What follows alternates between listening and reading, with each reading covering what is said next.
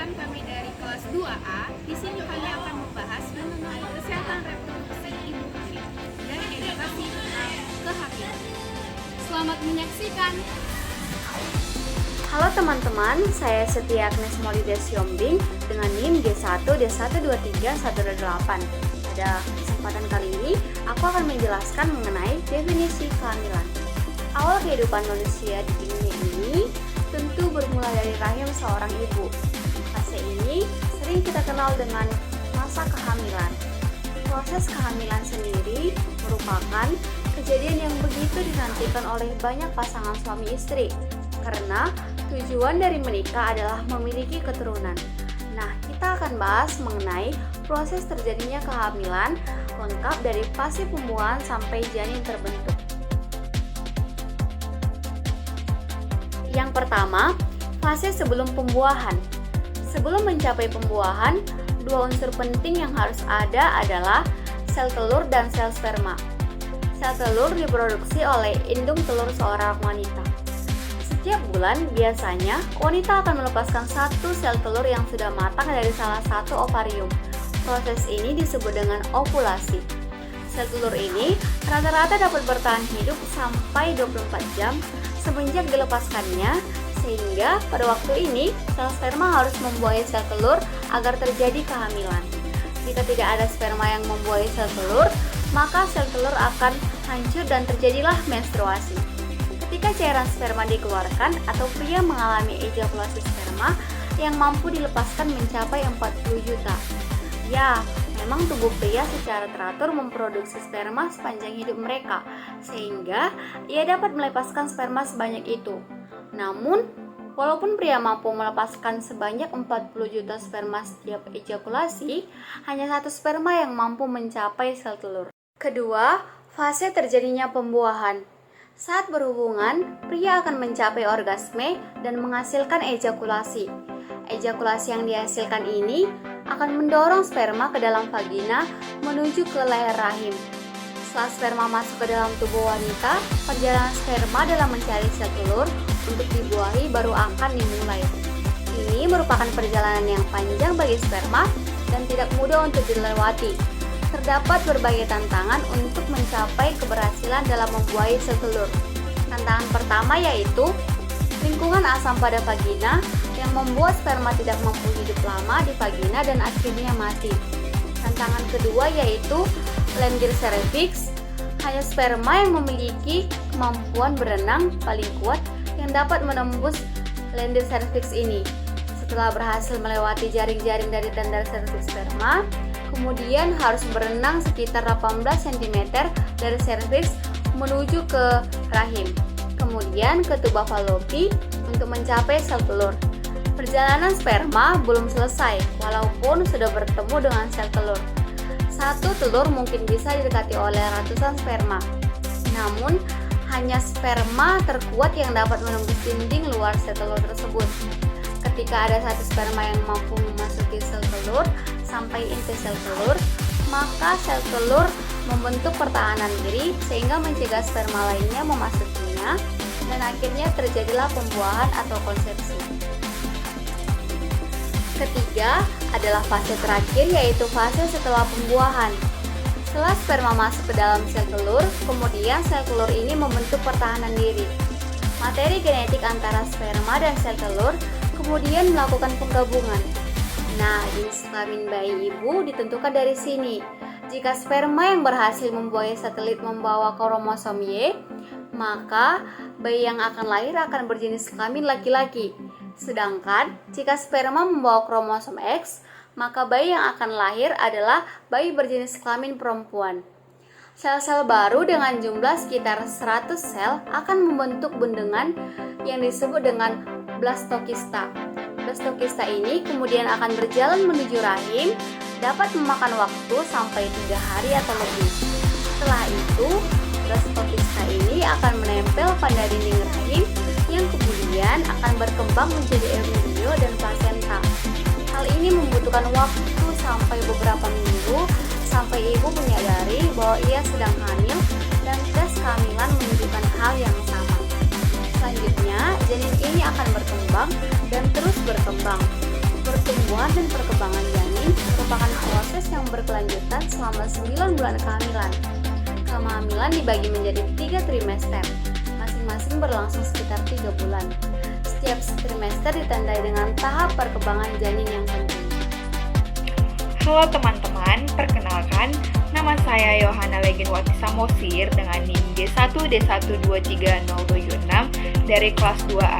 Pada video ini, saya akan menjelaskan atau mengedukasikan kepada kalian mengenai tentang standar pelayanan ANC bagi ibu hamil.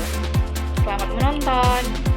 Dalam Peraturan Menteri Kesehatan Nomor 43 Tahun 2016 tentang SPM Bidang Kesehatan Standar Pelayanan Minimal Bidang Kesehatan Pertama harus dilaksanakan oleh kabupaten kota adalah pelayanan kesehatan ibu hamil sesuai standar pelayanan antenatal.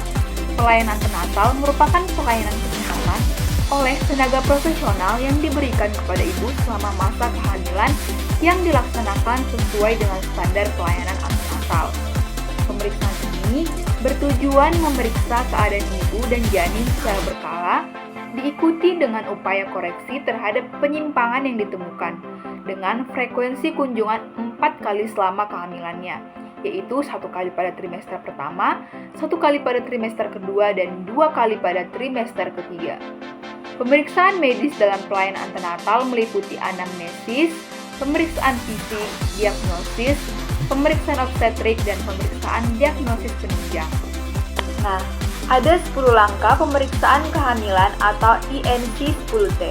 Yang pertama, penimbangan berat badan untuk monitoring pertumbuhan dan perkembangan janin. Yang kedua, ukur tekanan darah agar tidak terjadi eklamasi.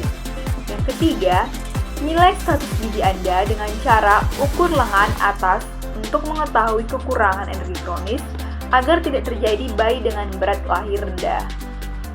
Yang keempat, ukur tinggi fundus guna mengetahui berapa usia kandungan Anda. Yang kelima, tentukan presentasi janin dan denyut nadi jantung untuk mengetahui adanya status kehidupan janin dan letak posisi janin dalam kandungan. Yang keenam, screening status tetanus dan pemberian imunisasi tetanus toksoid atau TT bila diperlukan untuk memberikan daya imunitas supaya dapat memerangi tetanus saat persalinan.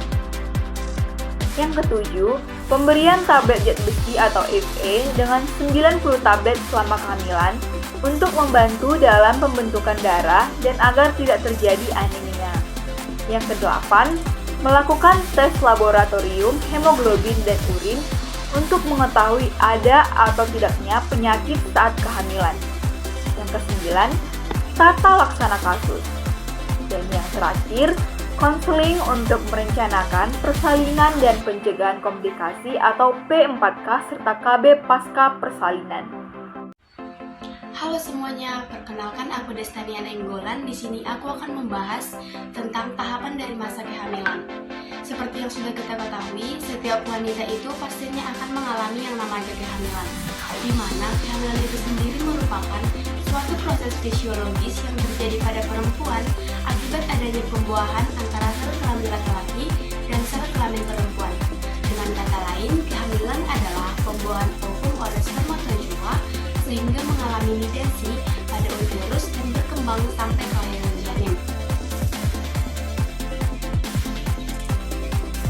Trimester yang pertama yaitu terjadi pada minggu kedua, di mana ini merupakan awal mula dari proses pembuahan, di mana sel telur dibuahi sekitar 12-24 jam, di mana sel sperma ini mampu menembus dinding rahim.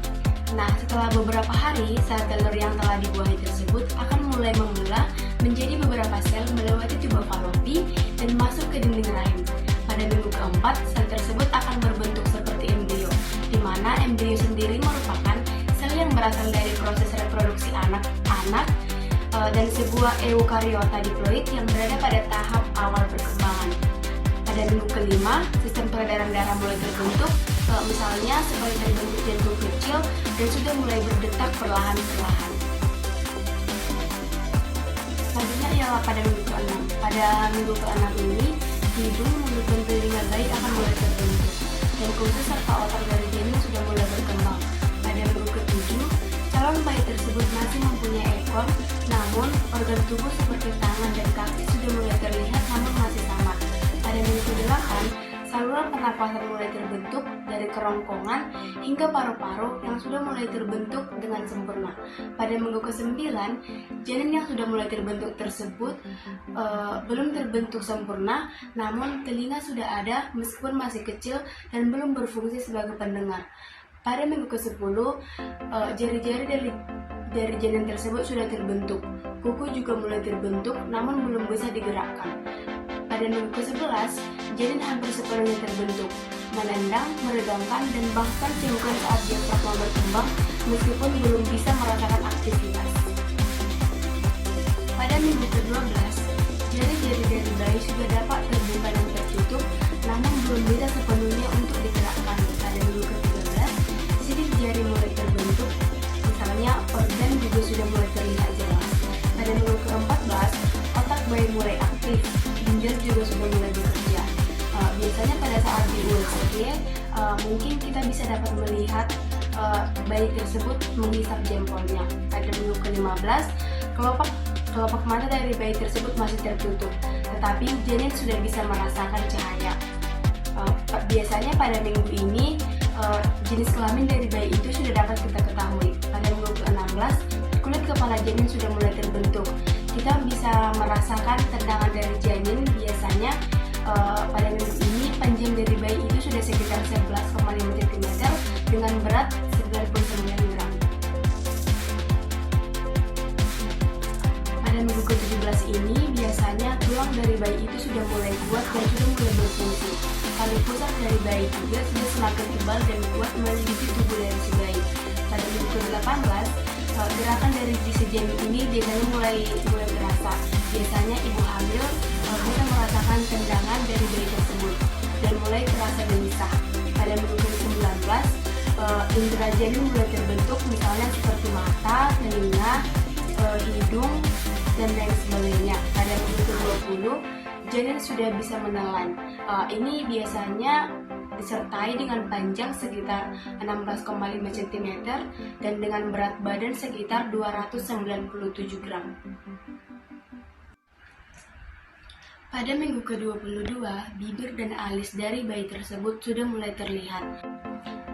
Pada setiap trimester kehamilan, ibu hamil akan mengalami berbagai perubahan pada tubuhnya karena menyesuaikan diri dengan tumbuh kembang janin. Kehamilan umumnya berlangsung selama 40 minggu atau 9 bulan. Pada trimester kedua berlangsung dari minggu ke-13 sampai akhir minggu ke-28. Kebanyakan ibu hamil merasa paling nyaman selama trimester ini. Pasalnya, ibu hamil sudah mampu beradaptasi dengan berbagai perubahan yang terjadi selama trimester pertama. Seiring dengan bertambahnya ukuran janin, rahim juga ikut membesar dan memberikan tekanan pada rongga dada, sehingga menyebabkan rasa tidak nyaman saat ibu hamil bernapas. Selain itu, pada trimester kehamilan ini, ibu hamil juga cenderung mengalami tingkat kecemasan yang tinggi. Kecemasan ini dipicu oleh rasa khawatir terhadap proses persalinan dan kondisi janin yang akan dilahirkan. Baiklah, sekian hasil video pemaparan materi dari saya. Saya ucapkan terima kasih. Cara menjaga organ kesehatan reproduksi pada ibu hamil. Sistem reproduksi pada ibu hamil rentan terkena infeksi karena daya tahan ibu hamil menurun dan meningkat kebutuhan metabolisme. Ibu hamil cenderung akan mengalami gangguan keputihan lebih sering daripada tidak sedang hamil. Dan keputihan pada ibu hamil disebabkan oleh jamur dan bakterial vaginosis.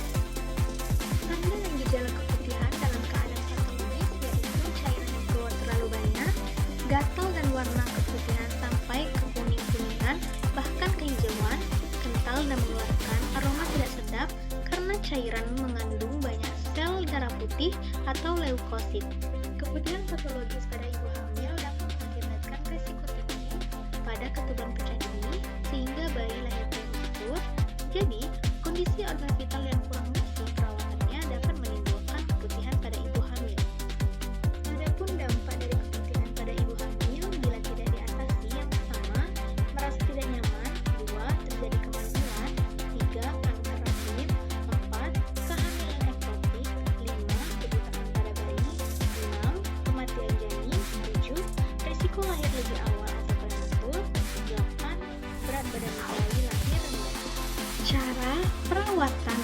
reproduksi kesehatan pada ibu hamil, yang pertama itu mencuci tangan sebelum menyentuh vagina, dua, membersihkan bagian luar vagina setelah buang air kecil atau buang air besar dengan air bersih dari arah depan ke belakang atau dari arah vagina ke anus.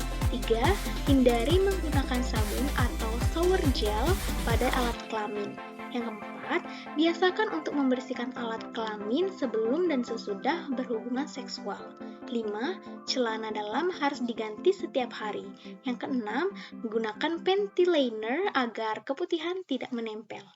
Perkenalkan, nama saya Cika Wisela Sinaga dengan NIM G1D1233132. Pada video berikut ini saya akan menjelaskan tentang gangguan dan tanda bahaya pada saat masa kehamilan. Pada saat masa kehamilan, banyak perubahan-perubahan yang terjadi pada tubuh. Tetapi tidak semua perubahan itu terjadi secara normal. Apa saja tanda bahaya kehamilan tersebut? Yang pertama, tidak mau makan dan muntah terus-menerus. Muntah berlebihan bisa menyebabkan dehidrasi berat, malnutrisi, dan shock yang bisa berakibat fatal. Harus diwaspadai, bumil muntah parah dan kesulitan makan dan minum mengakibatkan hipermesis gravidarum. Dikarenakan dehidrasi, kekurangan elektrolit, kekurangan gizi, dan penurunan berat badan. Oleh karena itu, bumil harus segera ke rumah sakit untuk mendapatkan penanganan segera. Kedua, mengalami demam tinggi. Demam saat kehamilan merupakan tanda atau gejala terjadinya infeksi di dalam tubuh, seperti infeksi TORCH, yaitu Toxoplasma gondii, rubella, cytomegalovirus, herpes simplex virus. Suhu tubuh bumil naik, maka suhu tubuh janin juga naik. Hal ini mengakibatkan denyut jantung janin meningkat. Apabila tidak segera ditangani, akan mengakibatkan keguguran dan cacat bawaan lahir seperti kelainan tabung saraf, kelainan jantung, atau bibir dan mulut sumbing. Jika bumil demam dengan suhu mencapai 38 derajat Celcius atau lebih, harus segera periksa ke dokter. 3. Pergerakan janin dalam kandungan berkurang. Gerakan janin bisa dirasakan oleh bumil sejak usia kehamilan 16-20 minggu. Berkurangnya gerakan janin bisa terjadi karena bayi tertidur. Namun, terkadang juga menjadi pertanda adanya masalah pada janin. Gerakan janin normal pada trimester 3, 10 kali gerakan dalam 2 jam. Jika pergerakan janin menurun drastis, menandakan janin kekurangan oksigen atau kekurangan nutrisi.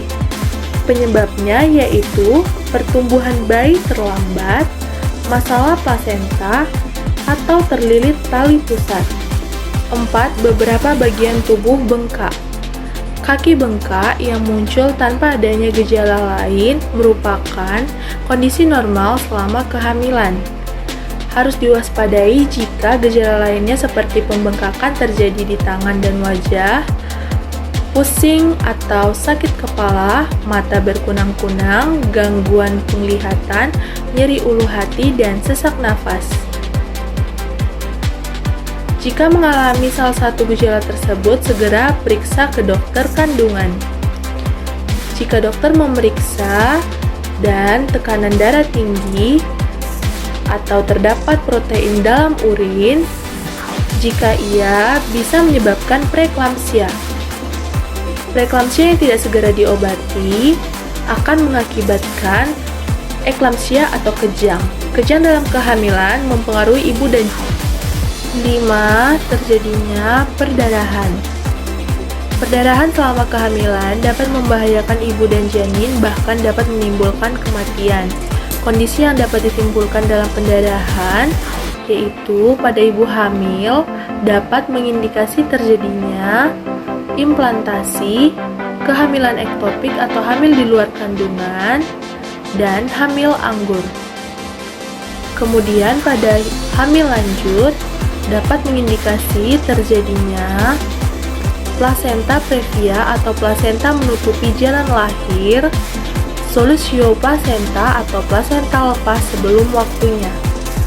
Jika bumil mengalami pendarahan, segera periksa ke dokter spesialis kandungan atau ke rumah sakit. 6.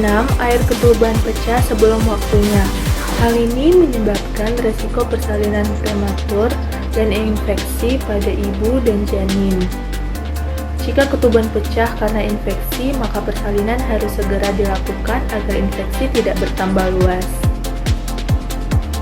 Mendekati persalinan, banyak sekali bumil yang tidak bisa menahan kencing. Hal ini normal karena penurunan kepala janin. Dan masih bingung apakah ini urin atau air ketuban? Jadi, jika keluar air dari jalan lahir banyak dan secara tiba-tiba, maka segera ke rumah sakit untuk pemeriksaan. Nah, jadi itu tadi adalah 6 tanda bahaya kehamilan yang harus diwaspadai. Sebelumnya telah dijelaskan mengenai gangguan dan tanda bahaya dari kehamilan. Nah, saya Reza Fernanda Borupapahan dengan NIM G1D1235151 akan menjelaskan bagaimana pencegahan dari gangguan dan tanda bahaya kehamilan tersebut. Pencegahan gangguan dan tanda bahaya kehamilan ini yaitu sebelum kehamilan dan juga selama kehamilan. Oke, pencegahan sebelum kehamilan. Yang pertama, persiapan prakonsepsi. Lakukan pemeriksaan kesehatan agar mengetahui kondisi kesehatan ibu dan ayah yang optimal.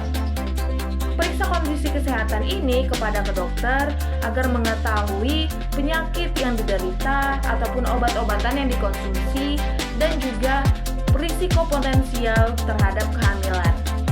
Yang kedua, mencapai berat badan ideal. Ibu hamil harus mencapai berat badan yang ideal. Hindari obesitas ataupun kekurangan berat badan. Yang ketiga, mengkonsumsi asam folat. Mengkonsumsi asam folat minimal 400 gram per harinya.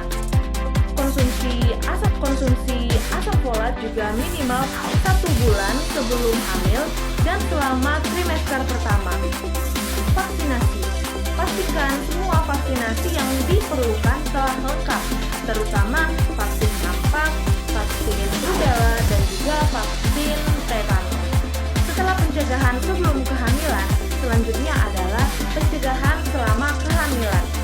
Yang pertama adalah pemeriksaan kehamilan secara rutin. Pemeriksaan ini minimal 4 kali, yaitu pada trimester pertama, trimester kedua, trimester ketiga, dan juga menjelang persalinan. Pemeriksaan kehamilan ini membantu mendeteksi kesehatan si ibu dan juga janin. Yang kedua adalah pola makan yang sehat. Konsumsi makanan yang bergizi seimbang dan kaya akan vitamin, mineral, dan juga serat. Hindari makanan-makanan olahan dan juga makanan yang tinggi akan lemak jenuh, gula, dan berkafein. Tidak disarankan juga untuk mengonsumsi makanan-makanan mentah. Yang ketiga adalah olahraga yang teratur. Ibu hamil sangat disarankan olahraga yang teratur dan ringan. Beberapa olahraga yang dapat dilakukan oleh ibu hamil seperti berjalan kaki, yoga, ataupun renang. Ini sangat membantu ibu hamil agar tetap terlihat bugar dan tidak mempengaruhi janin. Sangat tidak disarankan untuk olahraga yang berat. Yang keempat, kelola stres. Ibu hamil harus pandai mengelola stres. Bisa dengan yoga, meditasi, ataupun mendengarkan musik. Karena stres yang berlebihan dapat menyebabkan komplikasi kepada kehamilan. Yang kelima, hindari kebiasaan yang berbahaya. Kebiasaan berbahaya itu apa saja sih? Seperti merokok, minum alkohol, ataupun juga mengonsumsi narkoba. Karena kebiasaan berbahaya ini dapat membahayakan janin ataupun si ibu juga. Yang keenam dan yang paling penting adalah istirahat yang cukup. Ibu hamil sangat butuh istirahat yang cukup, minimal 8 jam per hari. Karena tubuh ibu hamil sangat membutuhkan lebih banyak energi untuk mendukung pertumbuhan dan perkembangan janin.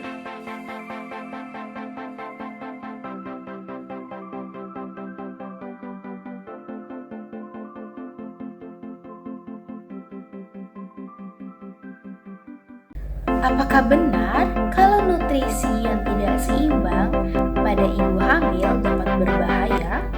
Nah, kali ini kita akan membahas mengenai nutrisi seimbang selama kehamilan.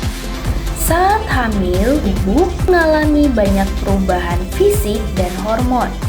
Terkadang nafsu makan naik atau turun karena mengalami mual atau muntah. Nutrisi ibu hamil adalah hal penting yang harus diperhatikan selama masa kehamilan. Karena semua yang ibu makan akan diserap melalui plasenta untuk tumbuh kembang janin. Seperti apa sih nutrisi yang baik selama kehamilan? Mari kita simak penjelasan berikut ini. Keseimbangan nutrisi selama kehamilan meliputi diet seimbang, penambahan berat badan yang tepat, aktivitas fisik, suplementasi, vitamin dan mineral, konsumsi serat yang cukup, jauhi makanan berbahaya seperti alkohol ataupun rokok. Kebutuhan zat gizi yang diperlukan selama kehamilan bagi menjadi kebutuhan trimester pertama, trimester kedua, dan trimester ketiga. Trimester pertama merupakan persiapan penting untuk pembentukan organ. Diperlukan zat gizi seperti protein, asam folat, vitamin B12, dan zinc. Pada trimester kedua dan ketiga merupakan waktu pertumbuhan janin. Diperlukan zat gizi seperti protein, zat besi, kalsium, magnesium, vitamin B, dan omega 3. Untuk kenaikan berat badan juga harus diperhatikan ya ibu-ibu sekalian. Untuk menghitung total penambahan berat badan, ibu-ibu bisa menghitung dengan rumus IMT atau indeks massa tubuh dengan cara membagi berat badan dalam kilogram dibagi dengan tinggi badan dalam meter dan dikuadratkan. Misalnya, apabila sebelum hamil berat badan ibu masuk normal, maka penambahan berat badan ibu yang dianjurkan selama kehamilan adalah sekitar 11,5 sampai 11 kg. Selama kehamilan ibu juga tentunya membutuhkan energi tambahan dibandingkan sebelum hamil. Untuk berat badan normal diperlukan tambahan energi sebagai berikut. Contoh, penambahan kalori sebesar 300 kilokalori per hari adalah seporsi ikan kukus ditambah dengan sepotong buah atau bisa diganti dengan sepotong sandwich dan segelas susu. Ibu juga perlu memastikan bahwa kebutuhan vitamin dan mineral selama kehamilan tercukupi. Vitamin dan mineral ini diperlukan untuk setiap tahap perkembangan janin selama dalam kandungan. Kalsium terutama diperlukan untuk pertumbuhan tulang janin. Ibu biasanya wajib mengonsumsi tambahan vitamin asam folat untuk menghindari gangguan perkembangan sistem saraf pada janin. Kebutuhan asam folat pada ibu hamil adalah 600 mikrogram. Ada beberapa jenis makanan yang dianjurkan dan dihindari selama kehamilan. Makanan yang dianjurkan adalah konsumsi ikan 2 kali seminggu, konsumsi olahan kacang kedelai, konsumsi makanan segar, dan menggunakan rempah-rempah alami di dalam makanan. Adapun makanan yang tidak dianjurkan selama masa kehamilan adalah konsumsi daging merah berlebihan karena mencetuskan konstipasi saat kehamilan. susu atau keju yang tidak dipasteurisasi karena bisa mengandung bakteri yang mana berbahaya bagi ibu dan janinnya. Makanan olahan seperti nugget, sosis, ataupun makanan kaleng atau makanan siap saji. Ketidakseimbangan nutrisi selama kehamilan akan berdampak buruk terhadap ibu dan janin. Dampak apa saja yang bisa ditimbulkan? Dampak akibat kekurangan gizi pada ibu hamil antara lain anemia atau kekurangan sel darah merah, berat badan tidak bertambah secara normal, pendarahan saat kehamilan, serta rentan kena penyakit infeksi. Sementara dampak pada janin antara lain gangguan struktur dan fungsi otak, lahir prematur, lahir mati, berat bayi saat lahir rendah, cacat lahir, serta kematian setelah melahirkan. Dampak akibat kelebihan gizi antara lain melahirkan sesar, preeklamsia atau peningkatan tekanan darah dalam kehamilan, diabetes kehamilan, serta berat bayi lahir besar. Tentunya ibu-ibu tidak ingin dampak buruk tersebut terjadi akibat ketidakseimbangan nutrisi yang ibu alami selama kehamilan. Oleh karena itu, harus diperhatikan ya ibu-ibu sekalian keseimbangan nutrisi selama kehamilan. Sekian informasi mengenai nutrisi tepat selama kehamilan. Terima kasih.